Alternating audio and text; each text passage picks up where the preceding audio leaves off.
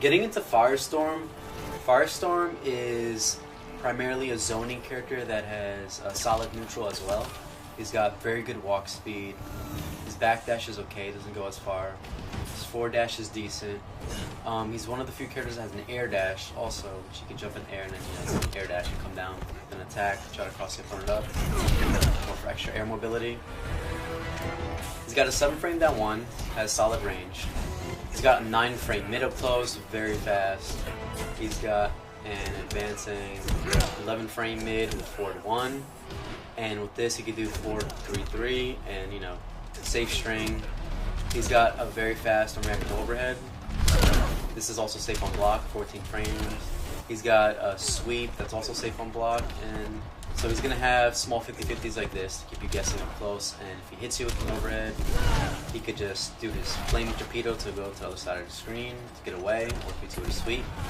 He could, you know, do little hits and runs by opening you up and then get some breathing room away from you and then go back to playing his game. Going back to his strings though, office fast mid, which is 9-frame mid, you can do mid overhead, which will knock the opponent down, and again, off the knockdown, you can choose to escape or go for, you know, knockdown pressure. He also has forward 1-3-3-2. This whole string is 0 on block. You can check your afterwards with a 7-frame down 1, but there's a gap before the last hit so the opponent can backdash if they read it. And if you just stagger the string by doing forward 1-3-3, the string will be -5 on block, so it's safe. He also has 2-2-3, which is mid-mid-low, so mid-mid-low string, also safe on block.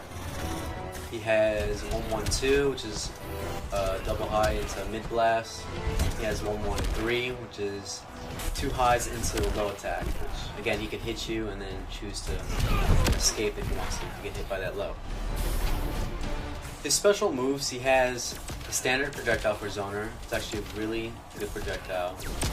Pretty quick, covers good distance, doesn't take too long to recover, so this could be good for, you know, keeping your ground, giving your opponent something to worry about. If you EX it, it's the fastest projectile in the game. It's almost an instant stream of energy that flows forward.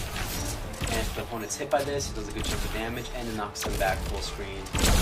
And you can get stuff going. He's got molten lava traps. These have a good amount of active frames.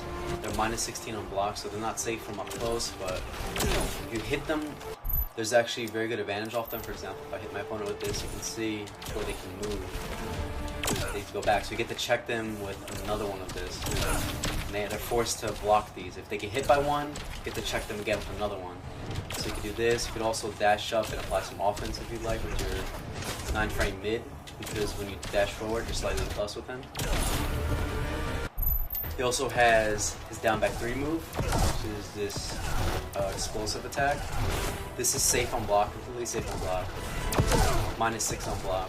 Just as a little pushback. So you could do like a string stagger into it, after that. You know, to build some more meter on block, do some shit. EX version launches opponent briefly into the air, follow up with like a torpedo or fireball, and it's also +6 on block. So if you're pressuring somebody, you can do this and EX and then get more offense with your 9-frame mid. You can start respecting the mid. You can go for a 50-50 check, either overhead or low. He has a self-buff move, this is called the Energy Shield. What this does is it has pretty good recovery, and when your opponent hits you with something, you take less damage and less chip. So this is good full screen. Again, if you're in a zoning war, put up the Energy Shield. If you're blocking moves, you're taking less chip while you're zoning, and when you get hit, you take less damage.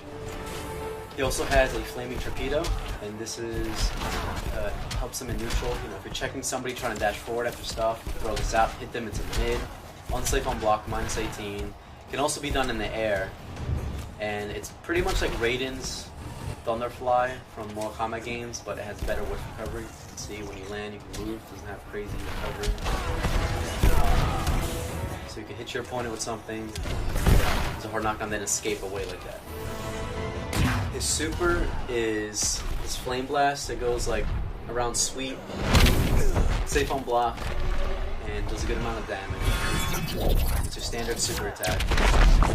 With him for wake up, his wake up attack is Flaming Torpedo, which is fully invincible, 8-frame move, you know, good reversal. You can punish things that are -8 on block with it.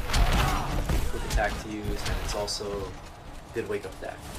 Now getting into his trait, if you notice at the bottom, Firestorm's trait slowly regenerates over time. It's not something you're able to use manually. It's just with him, you want to like slow down the pace of the game, you know, zone your opponent, control neutral a bit, and then gradually have his trait increase. So right now, level 1 trait, what this does is it'll heal Firestorm a little bit. Gradually over time, I'll start healing, and it buffs up your fire damage. So all your fire attacks, all your fire strings will do more damage. That's level 1.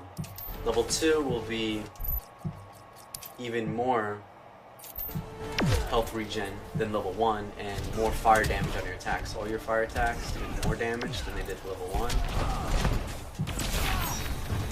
And you'll restore more health.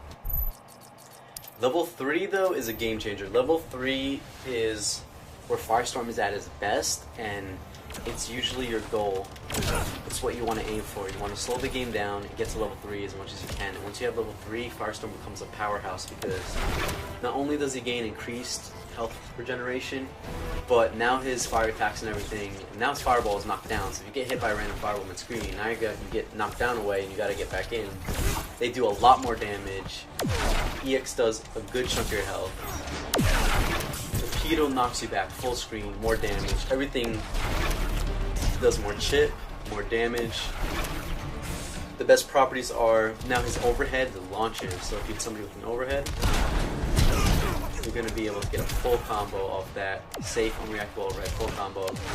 Also, he has low strings at now launch. Same concept. You hit somebody with one of your low strings, everything launches. You get more damage off everything. His Molten Lava becomes insane in advantage up close. If you hit them with this, it's so plus they get the dash up and get a free throw attempt. The only way for them to escape that throw is they have to tech. They can't duck, they can't backdash or avoid it any other way. They must tech it. So with this, you can walk up, dash up, get a free 50-50. You know, with the like strings, mid overhead strings, everything launches. Pester them with a lot of sweeps because again, your opponent's gonna be one blocking high, and then transitioning to low to avoid the launching string. So off this, insane advantage. Dash up, free throw. You can even do a cross up off the hit advantage. Come in, time a cross up, or do a dash. You know, land. Try doing ambiguous landing right above them. So it'll be very cheap. And the best thing about Molten Lava is going into it more. You can end combos in this. So for example, let's say you hit your opponent. You can meter burn it and then get a full combo like this. Let's say you do a string, then you confirm into this, get a free self buff because you're so buffs and that, and then you could end in the restand, and your opponent will be forced to move while standing up. They won't be able to recover in time crouch because the move restands them. So that's going to be very good to end combos with if you don't want to deal with wake ups and, you know, get some more offense.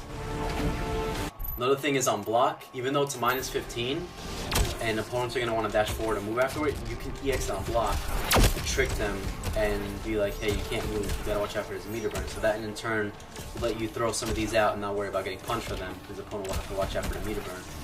And it'll also get them to block there, so it'll help his zoning a lot and make him very good off this. The meter burn one is also -15 like the regular one.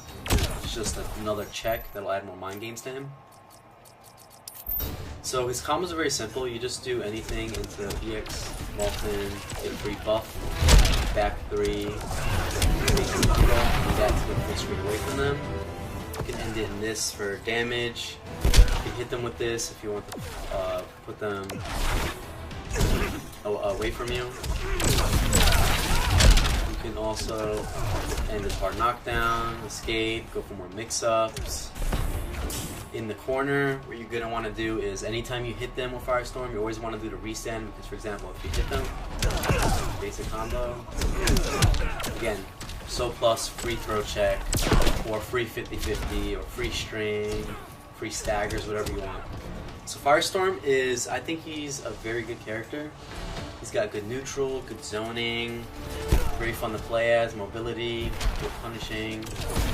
got solid strings, good damage. He's got a lot of ways to end things.